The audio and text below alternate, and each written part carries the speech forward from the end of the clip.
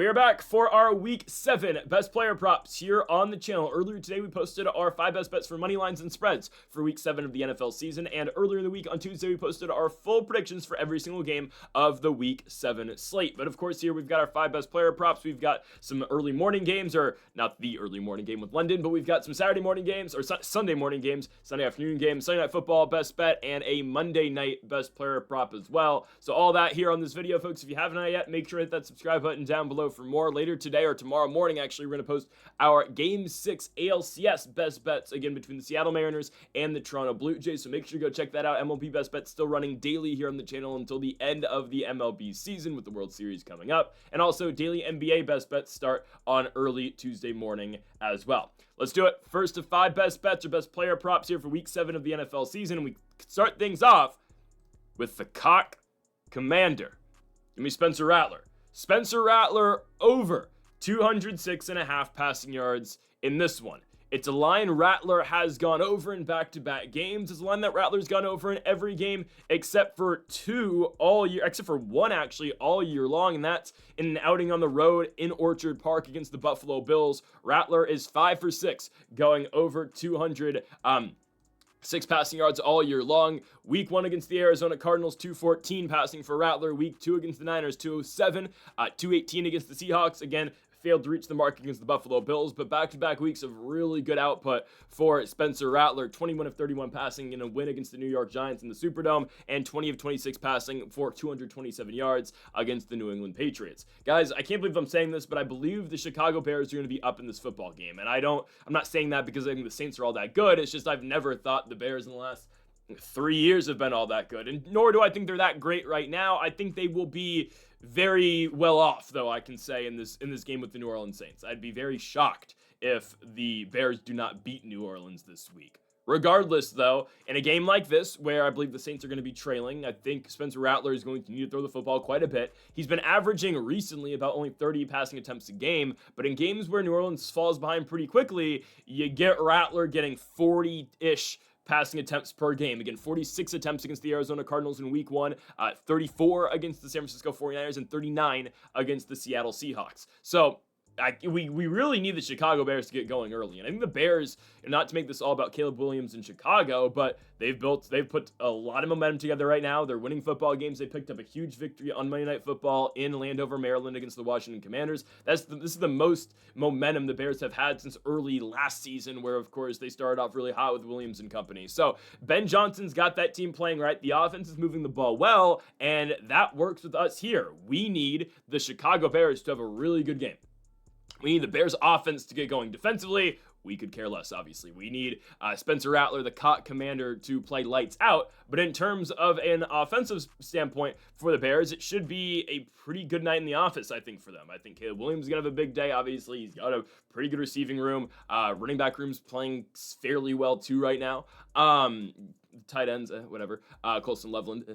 Anyways, I think Rattler should be fine here. Again, we've looked at every single game that Rattler's played this year, and even in the games where he only attempts 30 passing attempts a game, he's still barely getting over this mark. Hell, his 2 highest passing yard days is when he attempted 31 and 26 passes. And again, last week against the Patriots, I get it, they lose the game. It's somewhat competitive, though. Rattler goes 20 for 26 passing for 227 yards. Additionally, it's not a revenge game for Rattler, but it's a game that's meaningful. Obviously, Spencer Rattler and Caleb Williams are both at the University of Oklahoma. Lots being made of that this week, and while these two guys are going to play each other for the first time in the NFL, obviously Rattler had to transfer to South Carolina eventually, while Caleb ended up going to USC. They both left Oklahoma, obviously, because Lincoln Riley left Oklahoma, but Rattler found his way at South Carolina, a guy who was, very highly touted out of high school, bunch of stars on the guy. He was supposed to be, this top-notch prospect, and he goes to South Carolina, plays well in the SEC, but wasn't a top-round draft pick. Hell, he's a 5th-round draft pick, but has found his way to be a starting quarterback in the National Football League. Now, how long will that continue?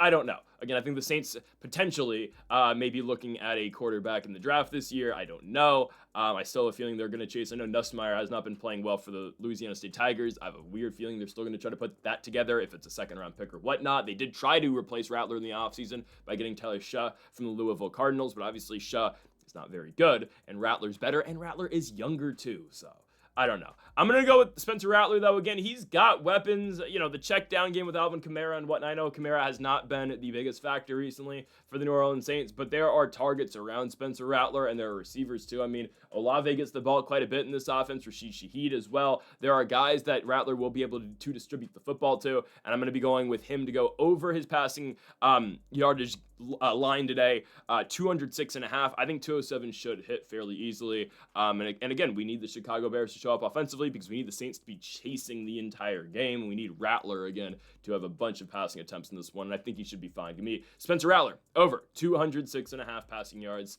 on the road in Chicago. Next up, we go to our second best player prop of the week, and we go to Cleveland, Ohio, for maybe one of the crappiest games of football you're ever going to watch. And no, I'm not just saying that because of the two teams in this game. I'm not saying this because I don't like the Browns, because of what they have done and really how they're poorly managed and the front office is horrible and the fact that they're still refusing to start Shedeur Sanders. It's none of that. It's just, and I don't think Gabriel's that good. I don't think he's better than Sanders. But again, that doesn't really play a factor in my pick here. What does play a factor in my pick is the weather in this game. Guys, I don't know how windy it's going to be, but it's going to be windy, okay? I don't know the exact miles per hour in Cleveland tomorrow, but it's going to be windy. It's going to be raining. It's like that one Monday Night Football game that was played in Pittsburgh, like 2008-ish, I think, where they call it, I think it was the Monsoon Bowl, is it not? It was that game where, I forget who the Steelers were playing, but there was a punt, and, Pittsburgh just lets the punt go, and the ball, just spikes straight in the ground because it's all muddy, and it's just, the conditions of the field are absolutely horrible. I have a feeling this is going to be the type of game that we get here. Again, high rain, high winds. Yeah, I don't expect much offense in this game. Regardless of it being Cleveland or Miami, Tua Tagovailoa or Dylan Gabriel, I really don't think either quarterback excels in this environment all that well. And hell, I saw Dylan Gabriel attempt 52 passes last week and come out with 0.0 touchdowns and 221 yards, 9 points offensively. But right, I mean, Gabriel, you can give him, hell, he had 33 passing attempts against the Minnesota Vikings, and he had 190 yards. They let Gabriel throw, but even in games in which Gabriel does get to throw all the damn time, he doesn't really produce the best numbers. And sure, this line is very low this week. I mean, he only needs 174 yards to go over his line. I get that. But in the Monsoon Bowl, with the conditions and the weather, I expect Cleveland to really keep the ball on the ground. And what better way of doing so than getting it to your premier running back, obviously rookie running back in Quinshon Judkins. You have multiple options out the backfield too. You can go to the veteran now out of Cincinnati and Jerome Ford. You also have the other rookie out of Tennessee, Dylan Sampson. I feel like it's going to be a rush-heavy attack. Also, Dylan Gabriel's potentially number one target is out. You can kind of say it's Harold Fannin. I wouldn't say it's Judy because Judy's not getting the targets the tight ends are getting, but no David Njoku this week. Njoku is injured. He's not playing in this game. So you take that away from Dylan Gabriel. They're taking on a Dolphins defense, which I'm not too high on, I'll be honest with you. I mean, the biggest defense in this game, or the best defense in this game, is going to be the weather. And that's the truth. The weather and the conditions and the environment will be a better defense than what Miami's going to be able to put on display here.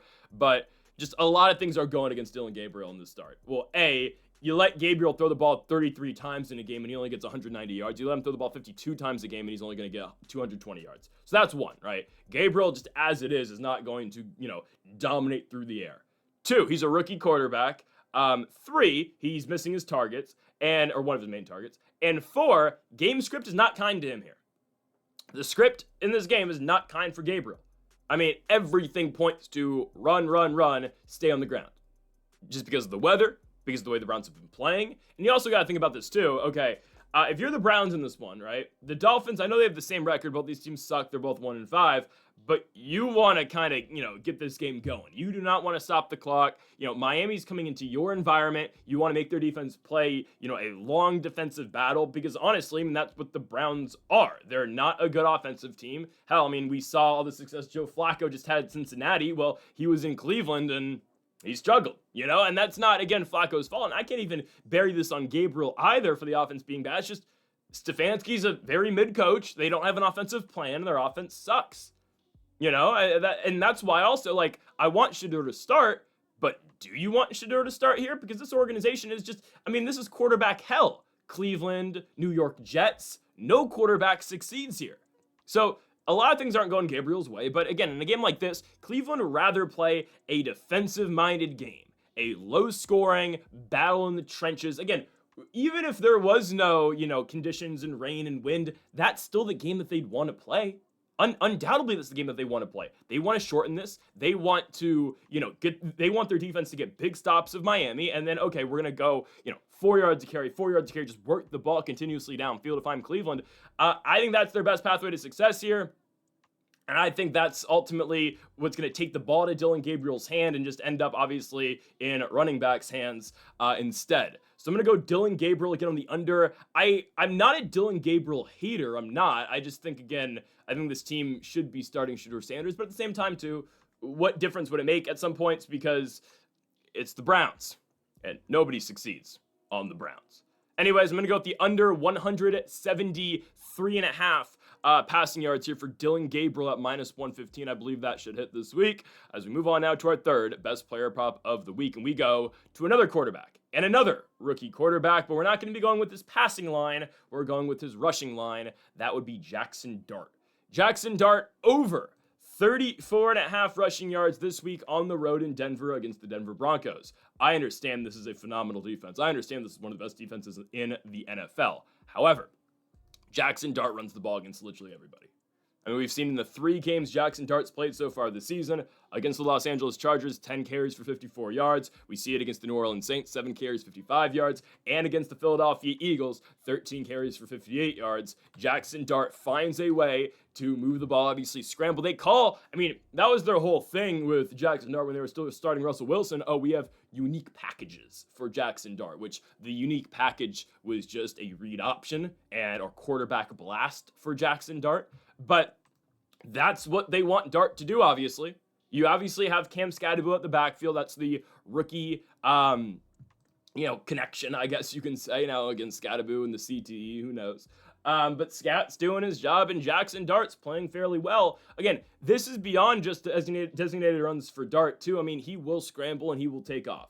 So I look at the 3 games Jackson Dart started so far. He's gone over 50 yards in each of those 3 games. Again, the Giants obviously view him, and he is, but the Giants view him clearly as a scrambling-esque quarterback, a guy who's going to take off and run, a guy who they are going to draw up designed run plays for. So why not go with his over here? I mean, I still think this line is too low. Again, 54 yards against the Chargers, 55 yards against the Saints, and 58 yards against the Philadelphia Eagles. He only needs 35 this week against Denver. And I get it, Denver's a good team. They are. They have a really good defense. They have a loaded defense. It's one of the best defenses in the country, but they got a really good secondary. And what happens when, nothing's open downfield, here comes Jackson Dart to take off. I mean, that's what I'm looking at here. And the Broncos last week got into a defensive battle over in London against the New York Jets. And, Justin Fields, scrambling quarterback, almost had as many rushing yards as he did passing yards. And no, it's not like, he went 100 and 100. No, Fields had 45 passing yards and 31 rushing yards. I mean, that's an inept Jets offense. The Jets are absolutely horrible, and they have nothing going for them offensively. And still, Justin Fields on 7 carries had 31 yards rushing. And that's with an offense that barely scored the entire game. They kicked 2 field goals in the first quarter, and they were non-existent since. And yet, in that game, Fields still found a way to scramble for enough yards. Well, 31 yards. He would have been 3 yards short of Jackson Dart's mark. But here's the thing, though. I can't believe I'm going to praise the Giants this much, but I'm going to. Jackson Dart plays in a legitimate offense. Jackson Dart has legitimate weapons. I'm not saying that Fields doesn't have weapons. They have Breece Hall. They have Garrett Wilson. But there's actually, the Jets don't game plan to win football games, right? They don't scheme anything. They just go out there and they just have fun, I guess. I don't know how much fun going to London is and scoring 11 points, only 9 of which were offensive points. The Giants actually have somewhat of a idea of what's going on around them. And there are other, factors downfield that can hurt you other than, with the Jets. Oh, it's just the Justin Fields running game. It's Breece Hall. Just look around the field where Garrett Wilson is. Okay, found him. All right, just don't let him get the football. Okay, we've successfully shut down the New York Jets. There's other layers to the Giants offense, and that other layer again, or one of the main layers can be, or is, just Jackson Dart running the football. I mean, nothing open downfield. Okay, take off. Right, here comes Cam Skattebo. All the attention's on Scat. Pull it back. Read option Jackson Dart. I think Dart's going to be fine here. I get it. They're on the road at Mile High. Difficult environment for Dart. He is 0-1 on the road as a starter. He's 2-0 at MetLife with victories over two good teams in the Chargers and the Philadelphia Eagles. The one loss, obviously, on the road. One loss is on the road against the New Orleans Saints.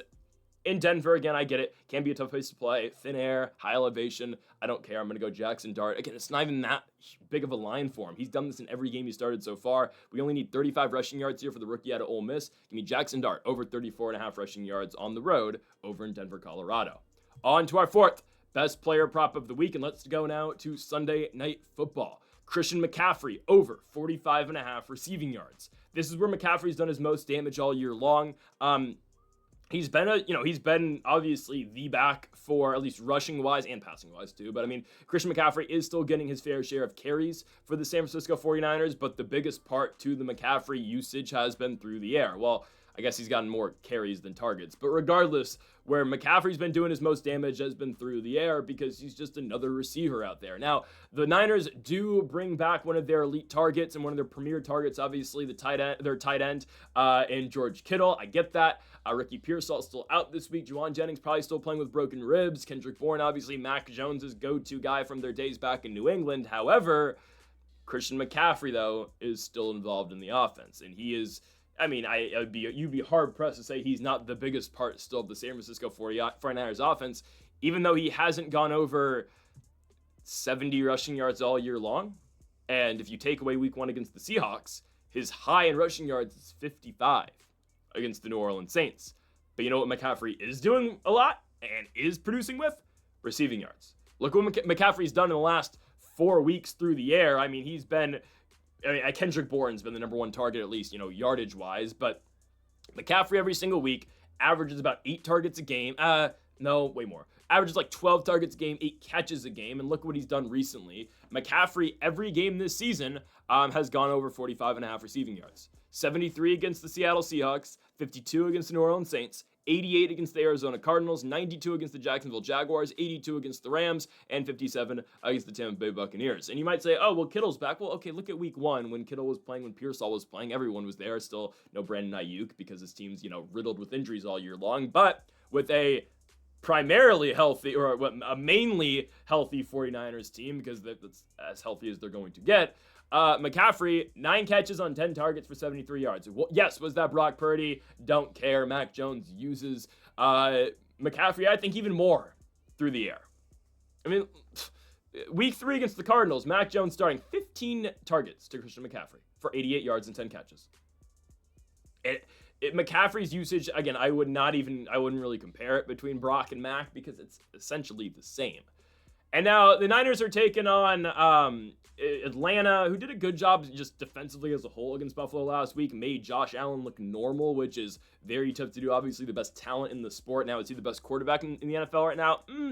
Might be Baker Mayfield, but obviously Josh Allen, I think, still the best talent in the sport. Obviously, elite quarterback, former MVP, could potentially be on his way to win another MVP, even though I'm pretty certain that's going to be Baker Mayfield this season, unless they rig it and give it to Mahomes. I'm joking. Am I, though? No. Anyways, I expect McCaffrey to get the ball quite a bit this week, but you look at what the Falcons did to Josh Allen, and, they really stuffed James Cook. Again, you can stuff the run, but you can't really prepare for what McCaffrey's going to do out the backfield. And at 29 years old, Christian McCaffrey is more than elite still as a weapon and as a receiver. Again, McCaffrey he's still elite, and it's crazy through the injuries after last year, man, where it was just injury after injury after injury. And no, I'm not just describing the San Francisco 49ers. I'm also describing the season Christian McCaffrey had. Well, look, McCaffrey's back, and he's still playing very well, and he's still playing excellent football. And I get it, he's not doing it on the ground anymore, but that's more of a play calling thing. That's more of a scheme thing. That's, their pass game for San Francisco is much better than the run game is at this point. I mean, compare the numbers. McCaffrey, 444 receiving yards, 336 rushing yards. I mean, all-purpose wise, guys, again, McCaffrey is still elite, and you are crazy if you're not going to say that he's not. But McCaffrey this season, 46 catches for 444 yards. I'm going to take that production every single day of the week from Christian McCaffrey, and I think we're absolutely getting a steal here for this line. Again, 45.5 receiving yards for Christian McCaffrey. We just need 46 to cover or to go or to win, obviously, on this line, and I think easily McCaffrey should be able to do so. Sunday Night Football spot against the Falcons. Again, we said it in our best bets earlier in the day, obviously, just with our money lines and spreads. I loved the spot for the San Francisco 49ers. It's a perfect sell high spot in Atlanta after a monumental victory at home, really changing your season at home against the Buffalo Bills, giving Buffalo only their second loss of the year. They're going to fall down back to earth eventually. Again, Falcons are good. They're not that good. So I think it's a perfect spot for all 49ers bets tonight, especially, again, Christian McCaffrey. It's going to be a big night for him today. And I think the Niners are going to win as well. So give me Christian McCaffrey over 45.5 receiving yards. He should easily be able to get this one done at home at Levi's Stadium against the Atlanta Falcons. On to our final best player prop of the video, and we move to the best quarterback currently in the National Football League, the man who should win the most valuable player this season. Will they give it to him? I don't know. Still, he's behind Patrick Mahomes in the odds. Baker Mayfield. Baker Mayfield this season, 4th most passing yards in football with 1,540. He's got 12 touchdowns, 4th most in football, and only 1 interception. The quarterbacks Baker's behind at least passing yards wise: Stafford, Prescott, and Darnold. What can I say about Baker Mayfield in the season this man is having? It is absurd what he's doing right now, and it needs to be mentioned. Look at the targets he has. And I mean, last week he's throwing to Tez Johnson, he's throwing to Sterling Shepard, Emeka Egbuka gets injured, and yet Baker still leads the Tampa Bay Buccaneers to victory over the 49ers. Oh, the 49ers were hurt. Well, yeah, the same thing about Tampa Bay. Baker Mayfield's line this week is 242.5 passing yards. It's a line that he has easily cleared. He's cleared in the last 3 weeks. He had 289 passing yards against the Philadelphia Eagles. He had 380 passing yards on the road in Seattle against the Seahawks, and he had 256 yards last week on only 17 completions against the San Francisco 49ers. First 2 weeks of the season, Baker does fall short of this mark. Only 215 first 3 weeks. 167 against the Falcons, 215 against the Texans, and then 233 against the New York Jets. But again, last 3 weeks, Baker's been on point with this, and that does have to do a little bit. I know Bucky wasn't hurt for all these 3 games, but last 2 games, no Bucky Irving. I like Rachaad White. I think Rachaad White's a very capable back. He's no Bucky Irving. He's a very good pass catching back. He can get you short yardage at times, but the guy you want to go to in the run game is Bucky Irving, who probably will not return until after the bye week in 2 weeks. For now, it's a pass-heavy attack for Baker Mayfield. I know what you might be thinking. Oh, no Chris Godwin this week. Again, Emeka Egbuka, status up in the air. I'm fairly certain Egbuka is going to give it a go this week. I didn't think his injury was that bad. He's questionable, but I think we can expect Egbuka to play. No Godwin. Obviously, J-Mac's still been out the entire season. Is he going to be thrown to Tez Johnson, Sterling Shepard? Oh, Mike Evans is back. Mike Evans is back, and he needs to average, 83 receiving yards a week to go over 1,000 this season. I mean, he's still got plenty of time, and I'm pretty confident, Mike Evans is going to have those big explosive days with over 100 receiving yards. I don't know if it's going to be this week, but you get Mike Evans back. And that's always been a thing with Baker, at least in Tampa. He hadn't been able to win, and he wasn't really all that successful without Mike Evans. This year's different. Baker's got the Buccaneers at 5-1. He's been dealing to Emeka Egbuka. He's been dealing to Sterling Shepard, former Oklahoma Sooner, just like Baker. Tez Johnson, the rookie, out of Oregon. He's been putting it all together. And Mike Evans, this has been the target date for Evans. He's been dealing with a hamstring injury. All signs point to Mike Evans being back in the lineup this week. And now you have Mike Evans, Emeka Egbuka, Sterling Shepard, Tez Johnson. Oh my goodness. Taking on a Detroit Lions team, which I know this team's going to give up points. I think the Lions are going to respond right away, too. I mean, again, I expect a shootout. This is going to be the game of the week. Might be the game of the year. I am so excited for the Tampa Bay Buccaneers and the Detroit Lions. Last 2 matchups have been really good between Detroit and Tampa Bay. Last one last year, Tampa goes to Detroit and wins. Prior to that, in 2023 in the postseason, Tampa went on the road to Detroit and lost, but in the divisional round. But they should be fireworks, man. I absolutely love this matchup. Guys, Detroit's secondary is banged up, though. They're banged up, and Brian Branch got suspended because he took out Juju. All right, he suspended 1 game. So you take away, again, it's an already depleted secondary, plus now Brian Branch isn't playing either. Yeah, this should really all come together for the Buccaneers. It's a team, this is an offense that loves to throw the football, and I expect them to throw the ball all day long against the Detroit Lions in a game where they probably will be trailing. I think Tampa's going to be really competitive. I think they cover the spread. I wouldn't bet on that. I'd bet on Baker, or I'd bet on Jared Goff too. Just expect a lot of points here. I mean, again, Goff's a pretty good bet too, because Tampa, really good stuffing the run. They're going to, pressure Jared Goff. They're going to make Goff beat them over the top, which he might. But just expect a lot of points. I expect Detroit to score quite a bit. I expect Tampa to score quite a bit, and it should just create for fireworks all around. So again, this is the game of the week. It's on Monday Night Football. It's the early Monday Night Football game at 4 o'clock here on the West Coast, 7 o'clock on the East Coast. But this is the game. This is going to be just fireworks throughout. And it's a game, again, Tampa may be losing. Who knows? Both defenses are not that great. I'd say Detroit. I don't even know if Detroit's is better than Tampa at this point. It's two mid defenses and two premier offenses, and the two best offenses in football. I'd say just the two overall best teams in football right now in the Tampa Bay Buccaneers and the Detroit Lions. So just expect a lot of points and expect both offenses to really need to get it going early in this football game. And that's why I think Baker Mayfield goes over 242.5 passing yards, something he has successfully done in each of his last 3 games. So folks, thank y'all for watching our 5 best player props here for week 7 of the NFL season. If you have not yet though, make sure to hit that subscribe button down below for more. Make sure to leave a like. Make sure to leave a like if you did enjoy the video. Make sure to comment if you did disagree with any of the picks. We'll be back again next Tuesday for our week 8 NFL predictions, and again a week from today on Saturday for more best player props and NFL best bets as well. Folks, thank y'all for watching. Make sure to hit that subscribe button down below for more. And Mamba forever.